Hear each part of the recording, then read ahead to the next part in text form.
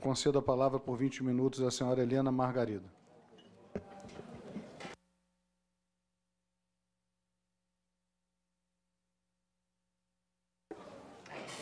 Olá.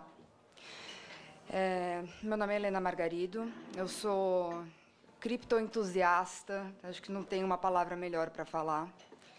Eu tenho estudado essa tecnologia, vamos chamar assim, de moedas digitais desde 2012, muito pelo fato de eu ter tido o privilégio e a honra de trabalhar aqui no Brasil com as primeiras startups que começaram a surgir nesse modelo de Vale do Silício. Então, um modelo Lean, errando o mais rápido possível, aplicando o mínimo de recurso para errar o mais rápido possível, para conseguir escalar uma empresa com potencial de ganhar milhões, bilhões, empregar bastante gente e fazer a economia girar.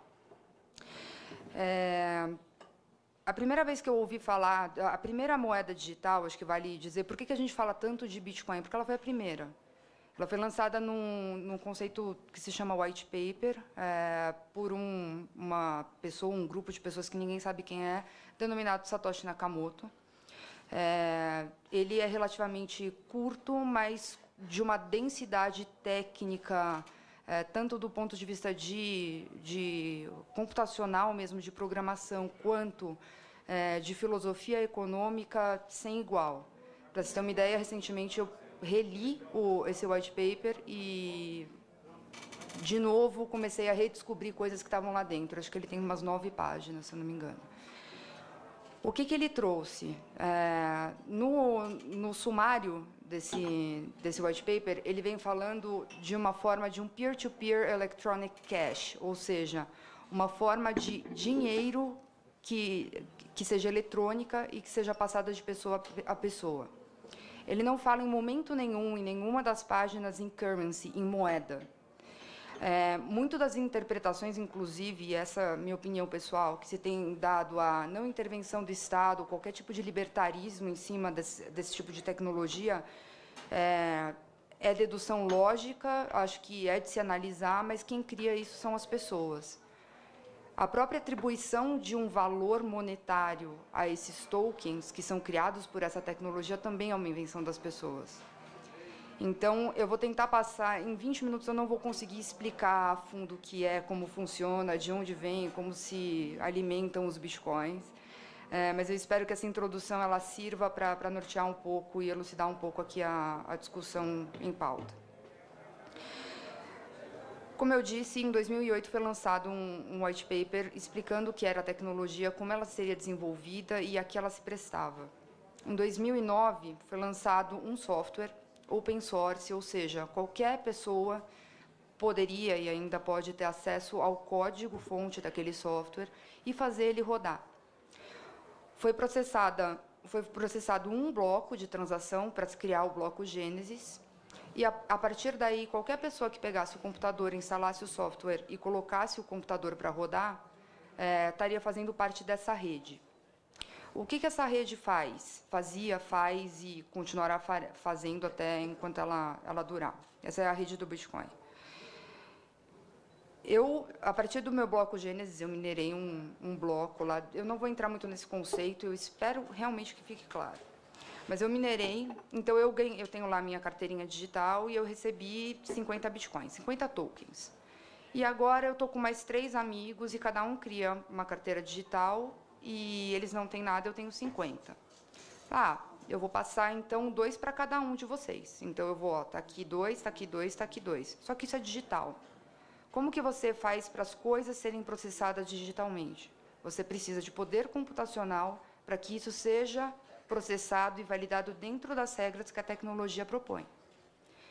É assim que surge o conceito de mineração. É isso que é a mineração de Bitcoin. São o processamento de todas essas transações que vão surgindo. Essas transações elas são agrupadas em blocos que têm determinadas regras para garantir a confiabilidade do protocolo e cada um dos mineradores tem a cópia de todas as transações que já aconteceram desde a primeira, dentro do que a gente chama de node, ou seja, cada um deles tem a cópia inteira. Para a próxima transação ser validada, todas as anteriores precisam estar ok. Ou seja, A pessoa precisa ter saldo na carteira, a pessoa precisa ter digitado a senha correta. E tudo aquilo precisa estar muito bem verificado. Isso garante a confiabilidade. Quando a gente está falando de de 3 pessoas, a gente está falando de pouca gente, mas hoje a gente está falando de volumes colossais, na ordem de 3 bilhões de dólares dia transacionados em Bitcoin. Isso medido semana passada, pode ser que tenha ultrapassado nessa. No total de todas as criptomoedas, esse volume já está em 6 no mundo. Aqui no Brasil, o Brasil corresponde em Bitcoin ao 7º maior volume. Por que isso é tão importante? Dentro do que são esses tokens, então, você processa transações, você ganha tokens, novos tokens e recompensa. Então, você processa mais transações e você ganha novos tokens e recompensa. Esses tokens que você ganha em recompensa são os tais dos Bitcoins. E esse processamento de transações é a tal da mineração. E esse livro, razão de todas as transações que já aconteceram, com todas as regras cumpridas, que é público, transparente, imutável, fica protegida a privacidade da pessoa, mas fica pública a transação, isso é o conceito que foi lançado como blockchain. É importante trazer isso agora, porque muito tem se ouvido, e aqui mesmo foi citado algumas vezes, da tecnologia blockchain. A tecnologia blockchain do Bitcoin é uma, a tecnologia blockchain do Ethereum é outra. E elas são intrínsecos ao próprio protocolo que se conhece como Bitcoin, que se conhece como Ethereum e que se conhece como tantas outras moedas digitais que têm as suas próprias blockchains. Existem várias blockchains. Elas não são iguais. Nem todas elas são descentralizadas, nem todas elas são transparentes, nem todas elas têm as mesmas características. Então, isso também é uma coisa que precisa ser levada em consideração. Quando a gente está falando de uma tecnologia nova, proposta, disruptiva, que tem um poder revolucionário imenso, como é o Bitcoin, é comum que a gente passe por um processo de aprendizado. Eu estou com 33 anos, mas eu ainda lembro da época que eu não tinha internet. Às vezes, eu queria um pouco que esse tempo voltasse. E eu me lembro claramente, quando começou a internet, tudo que eu ouvia era: esse daqui é o jornal digital. O jornal digital, vão acabar os jornais em papel. E depois de um tempo, era para bate-papo, para Mirk e, enfim, para conteúdos não tão divulgáveis assim, mas não tão bonitos de se falar em público. Eu lembro, quando eu tinha uns 13 anos, o meu primeiro namorado eu conheci num chat de um site, e a minha mãe tinha certeza que ele era um pedófilo que ia me raptar, porque ele tinha a voz de um homem mais velho, eu tinha 13 anos. Ela fez questão de ir comigo conhecer ele. Fez questão de ficar lá, averiguando se não tinha ninguém por trás, porque ela era super desconfiável. O ano era 97. E eu acho que isso é comum. Na época, eu queria morrer, né? Mas pensando hoje na minha filha, eu acho que provavelmente eu faria o mesmo. Porque é tudo muito novo, a gente não está acostumado. Em 97, a gente não estava acostumado a conversar com uma pessoa do outro lado da tela, que a gente nem sabia quem era. A gente não estava acostumado a ter um grande local público de divulgação das nossas ideias, das nossas opiniões, sem nenhum medo, e às vezes até se excedendo mais do que deveria. Porque isso não existia, e passou a existir. Então, é normal que existam casos ruins, porque isso faz parte. E eu acho que, às vezes, parece que o ser humano vai testando o limite, entendeu? Até dessa é uma regulamentação bem pesada, que coloca a fim muito do que seria potencial bom de uma tecnologia nova.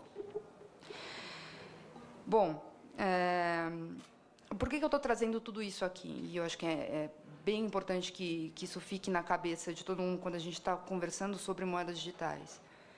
Quem não ouviu falar que Bitcoin é moeda de hacker, que Bitcoin é moeda de bandido, que Bitcoin facilita a lavagem de dinheiro, que Bitcoin... Assim, toda uma sorte de coisas.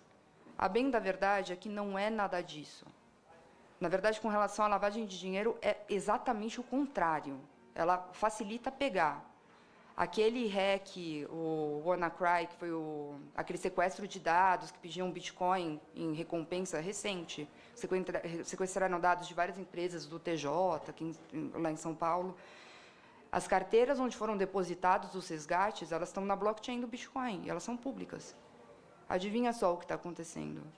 Tem uma série de pessoas, 24 horas por dia, 7 dias por semana, monitorando essas carteiras. A gente não sabe quem é ainda, não. Mas, na hora que eles tentarem bater em alguma ponta de liquidez, em alguma dessas exchanges, vão pegar. E já tentaram liquidar 50 bitcoins recentemente. Barraram a transação porque sabiam que estava vindo dessa carteira. Então, dentro de um conceito de que, para a gente fazer uma coisa errada, a gente precisa, primeiro de tudo, querer. Segundo, ter oportunidade. E terceiro, ter a capacidade de fazer. O querer, eu acho que vem da nossa moral, da nossa ética, e isso, enfim, criação, religião, vida. É isso que vai trazer para a gente. Agora, com relação à capacidade, com relação à oportunidade, essas tecnologias, elas vêm para absolutamente desromper e mudar a ordem atual. O que acontece hoje? Quantas instituições financeiras a gente não tem com 50 milhões de cadastros iguais, ou que não se correspondem? Se você puxar um Serasa de uma pessoa, quantos endereços aparecem? Em quantas casas a pessoa realmente mora? Geralmente é uma, no máximo 2. Por que isso acontece? Por que essas instituições gastam tanto tempo e tanto dinheiro para manter essas informações de maneira centralizada e nem sempre elas são confiáveis? Porque esse tipo de rede não existia até agora.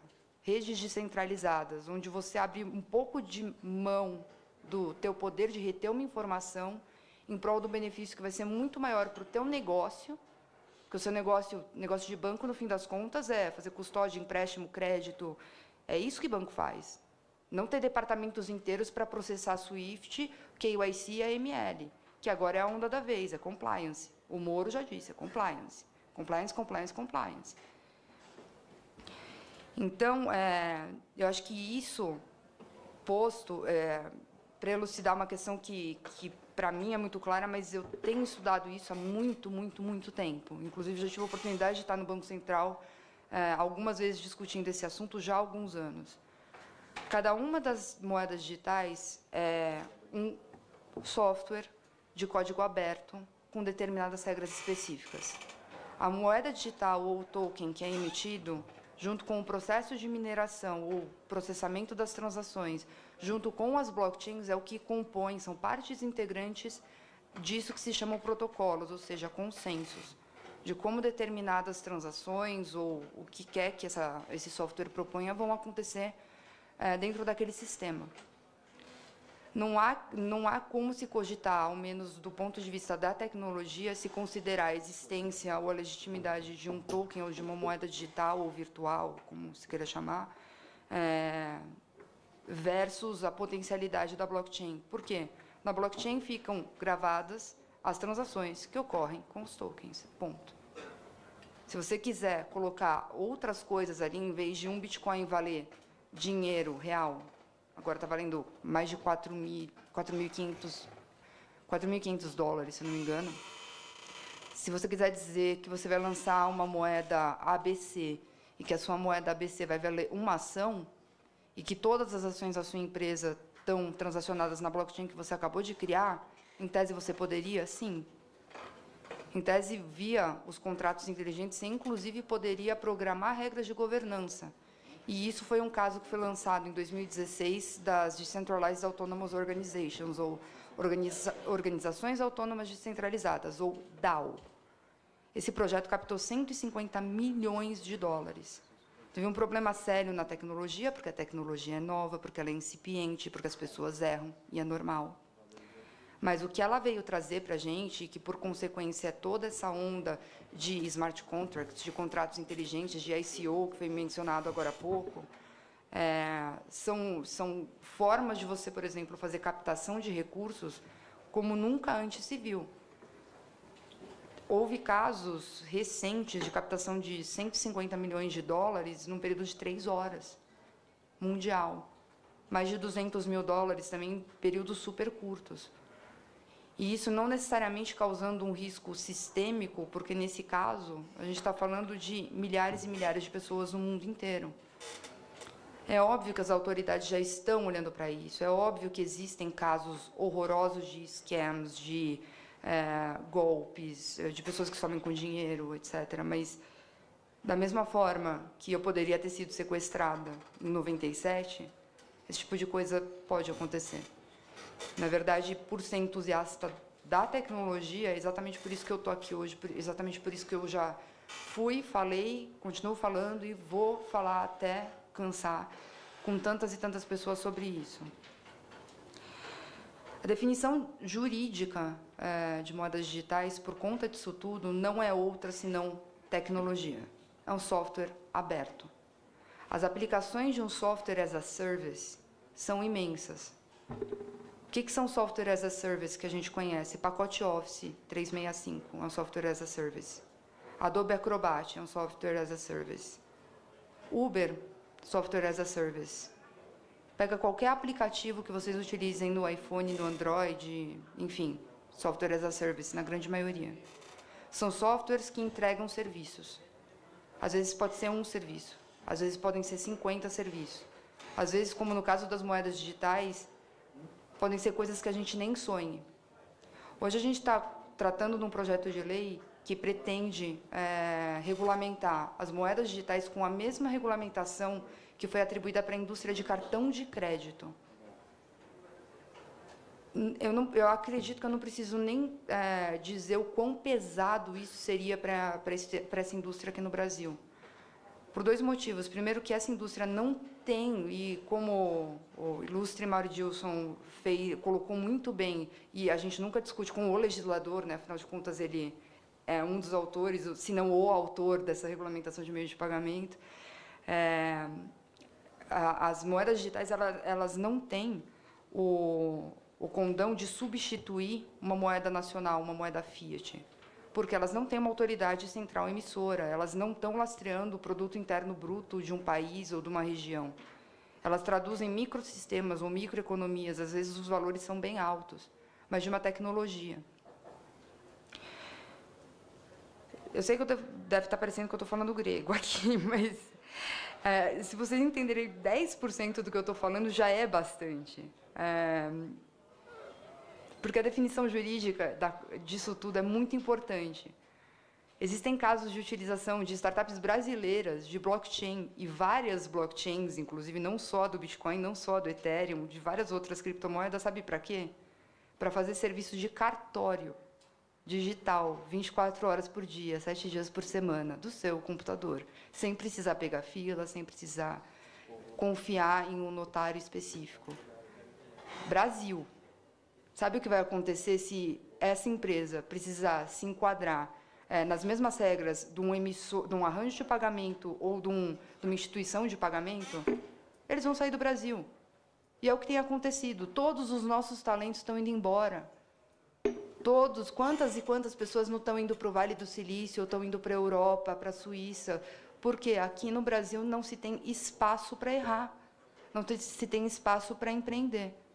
Quando se empreende e dá certo, nossa, é tudo muito bonito, mas quando dá errado, as pessoas têm vergonha, as pessoas não têm que ter vergonha de errar. E, pior, o nosso Estado tem que dar oportunidade para as pessoas errarem, para elas aprenderem com os erros. As minhas maiores lições de vida até hoje foram errando.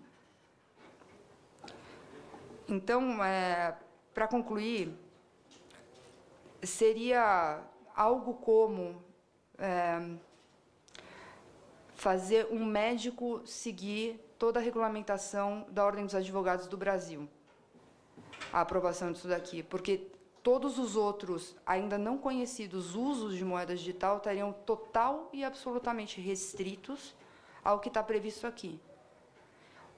Como também foi muito bem ilustrado pelo representante do Banco Central, o que se visava e o que se visa com a regulamentação de meios de pagamento é combater um risco sistêmico, porque muitas instituições não reguladas estavam, bom, agora elas são reguladas, mas estavam transacionando valores descomunais. E o que isso representava? Bom, se um belo dia uma empresa que está transacionando tanto e tanto e tanto sofre um bloqueio judicial, a conta bancária está no nome dela. E não tem nem se ela quiser, ela vai conseguir pagar o cliente dela.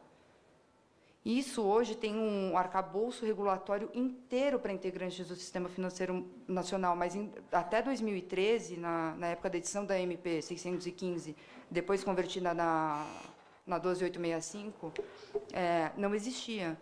Então, as maiores atrocidades eram cometidas nessa época. Não é o caso aqui. As pessoas ainda estão explorando. Isso daqui é uma selva fechada e quem está se aventurando nisso são praticamente os bandeirantes de moedas digitais.